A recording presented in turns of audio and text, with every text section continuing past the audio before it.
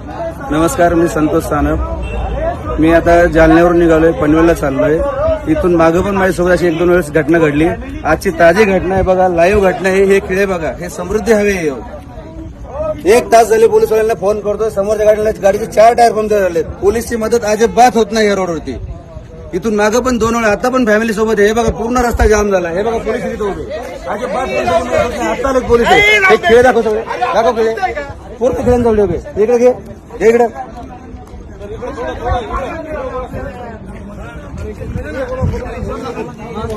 भाऊ, इथून मागून माझ्यासोबत अशा घटना 2 वेळा झाल्यात. तेव्हा पण मी पोलिसांना फोन केला, अजिबात पोलिसांची मदत होत नाही. मी आता जालन्यावरून निघाले, मला पनवेलला जायचंय. हा बघा रस्त्यामध्ये हजारो खेळ ठोके, एवढे खेळ ठोकासवर चाललंय काय? अर्धा रस्ता बंद करून जर चोर खेळ ठोकतात, पोलीस करतात काय? रोडवाले कॉन्ट्रॅक्ट करतो काय? काय सुविधा आहे रोडला? कशाला हा रोड बनलाय? हा समृद्धी एका लोकांचा जीव घ्या रोड बनलाय, तेच समजत नाही.